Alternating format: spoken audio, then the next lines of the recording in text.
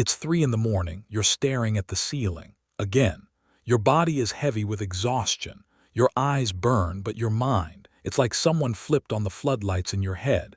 Every worry, every cringeworthy memory from 7 years ago. Tomorrow shows up as a stack of sticky notes, bills, emails, conversations, tapping you on the shoulder. You check your phone, 4 hours until the alarm. You do the math. If you fall asleep right now, you could still get. But you won't fall asleep right now. You know this. Your body knows this. And somehow that makes it worse.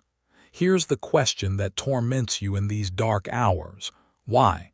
Why does your brain refuse to do the one thing it desperately needs? Why does sleep, the most natural human function, feel like trying to grab smoke?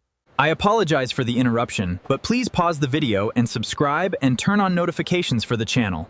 Thank you and enjoy. What if I told you this isn't a malfunction? What if your sleeplessness is an inheritance? Old wiring, like an ancient alarm circuit still plugged in. There's a concept in evolutionary research called the Sentinel Hypothesis. The idea is simple and deeply unsettling. For hundreds of thousands of years, human groups needed someone awake, always, someone scanning the darkness, someone listening for threats. And some researchers suggest that people with certain traits might still be stuck on that night watch. By the end of this, you'll understand why your mind does this, why some people are chosen for this burden, and perhaps most importantly, how to stop fighting an alarm system that was never designed to be turned off by force. Right now, you're in the safest sleeping environment in human history. Your door is locked. The temperature is controlled. There are no predators within miles, no rival tribes, no wild animals circling your shelter in the dark. Objectively, you are safe. But for 300,000 years, sleep meant vulnerability. Picture it. Imagine sleeping on the ground in East Africa. The fire is dying. Darkness presses in from all sides. Somewhere in that darkness, hyenas, leopards, snakes. Humans from neighboring groups who might see your sleep as opportunity. Every single night was a risk calculation. Sleep deeply enough to recover, but not so deeply that you miss the warning signs. It was a brutal trade-off. Sleep well, think clearly, heal your body. But also, sleep well and you might not wake up. Some evolutionary psychologists argue that humans solved this with a simple, elegant system. Someone is always watching. Studies of modern hunter-gatherer groups, the Hadza in Tanzania, the San people of southern Africa, show something fascinating. They almost never all sleep at the same time. Someone is naturally awake at every hour, driven by biology, different sleep cycles, different wake times. Natural night owls and early risers all woven together into a living alarm system. Your brain was built for this rotation, this shared burden. But here's the problem. You sleep alone, or with one other person. The rotation is broken. The watchman system is still running, but there's no one to relieve you from your shift. So your ancient alarm keeps pulling you back to the surface, scanning, listening, protecting a tribe that no longer surrounds you. The threats have vanished, but the wiring remains. Researchers David Sampson and Charles Nunn proposed something remarkable. What we call insomnia might actually be evolution's most sophisticated security system. The Sentinel Hypothesis suggests that human sleep evolved with intentional variation. Not everyone sleeps the same way at the same time for the same duration. And that's not a bug in the system. It's the feature. Think about it. In a group of 20 people, some are naturally morning larks. Others are night owls. Some wake easily. Others sleep like stones. Some hit deep sleep immediately. Others hover in lighter stages, scanning. We've been taught to see this as individual dysfunction. Sleep clinics try to standardize us. Make everyone sleep 8 hours, same schedule, same depth. But some evolutionary researchers argue this misses the point entirely. The variation is the system. In ancestral groups, these different chronotypes created overlapping coverage. The night owls handled the first watch. The light sleepers caught the middle shift. The early risers took the dawn patrol. Some studies suggest that the Hadza people show exactly this. Across any given night, there's only a brief 18-minute window when everyone is asleep simultaneously. 18 minutes out of 8 hours. The rest of the time, someone's brain is online, monitoring. Modern sleep labs have found something equally fascinating. Even in safe environments, our brains show predictable spikes of light sleep, moments when we naturally surface closer to consciousness. These spikes occur at different times for different people, like an internal rotation schedule, still running after thousands of years. But here's where the system breaks down. The tribe is gone, but your brain doesn't know that. So when your sentinel shift activates at 2 a.m., there's no relief coming. No one else to take over. Your brain pulls you to the surface, ready to scan for threats, but you're the only one on duty, every night, forever. That 3 a.m. wakefulness. Some researchers suggest it might not be your insomnia. It might be an echo, a tribal alarm sounding in a brain that doesn't know the tribe has scattered.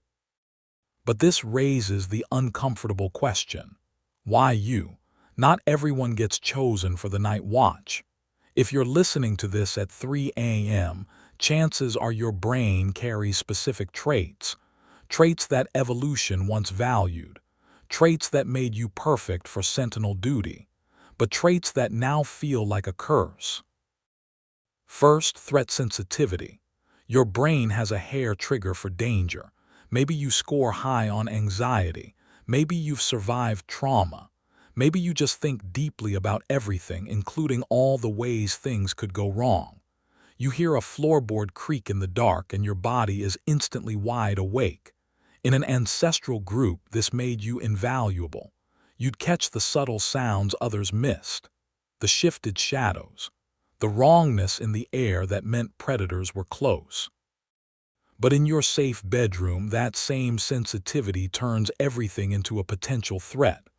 The house settling, a car outside, your partner's breathing, your own heartbeat. Second, the burden of responsibility. Parents know this weight intimately, especially mothers whose brains are hormonally primed for infant monitoring. But it's not just parents, it's caregivers, leaders, the people others lean on. You're the one who remembers everyone's dentist appointments and worries about bills 3 months in advance.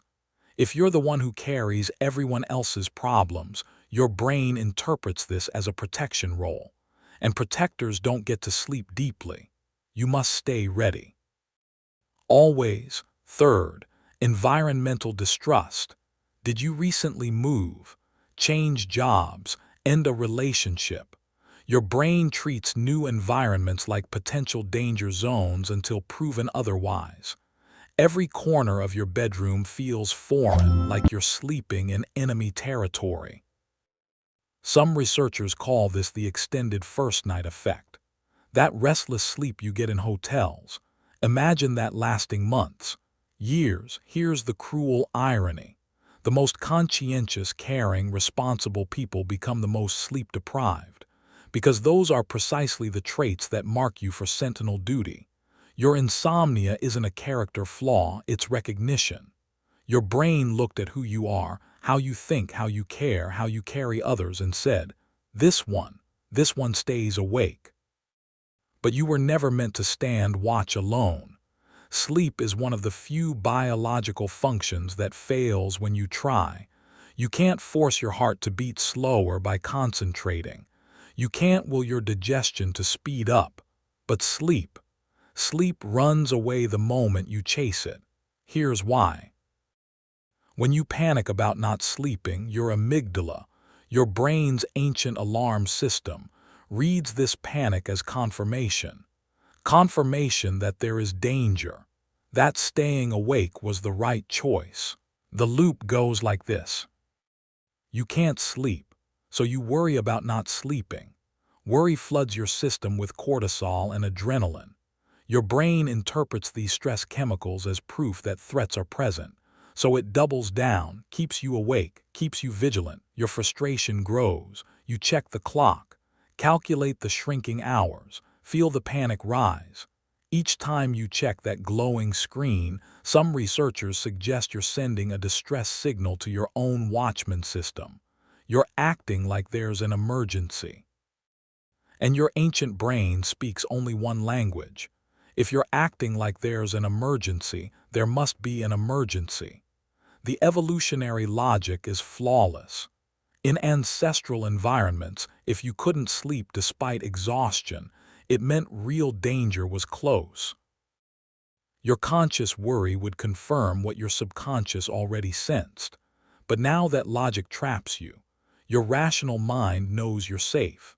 But the emotional brain doesn't respond to logic. It responds to racing hearts and wide eyes. The harder you try to sleep, the more you prove to your own brain that sleep is impossible. The sentinel won't stand down until you stop acting like there's an emergency. But you can't stop acting like there's an emergency because you can't sleep. So how do you break a loop rehearsed for thousands of years? You are not a broken sleeper. You are an ancient sentinel in a modern world. Understanding this changes everything. Not because understanding magically fixes insomnia, but because it transforms your relationship with sleeplessness itself. When you wake at 3 a.m., you can acknowledge it without alarm. I'm on watch, and there's nothing to watch for. Instead of fighting your brain, you work with it. Create a calm protocol. Dim light, gentle activity, no screens. Write the worry down on paper like a guard making notes in a logbook. Sit in a specific chair, your watch post, where you can observe without urgency. Act like a bored guard, not a frantic insomniac. Some researchers suggest you can convince your brain that the watch is shared. White noise becomes ambient tribe presence. A weighted blanket becomes a safety signal. You're reducing your shift, not abandoning your post. The deeper wisdom is this: sleep is not a performance. It's not an achievement. It's a surrender. And sentinels cannot surrender while on duty. You must mentally clock out. Some nights you'll still wake, but now you understand why. And that understanding dissolves some of the terror. It's 3 in the morning, you're staring at the ceiling. The clock still glows, your mind still hums, but now you know you're not malfunctioning, you're remembering. And the first step to rest isn't forcing sleep. It's forgiving yourself for the watch. The threats have vanished, but the wiring remains. And maybe in the vast darkness that's enough. The sentinel doesn't need to sleep. It just needs to know the tribe is safe. Thanks for watching. Let us know what you'd like to see in the next video. Don't forget to subscribe. See you next time.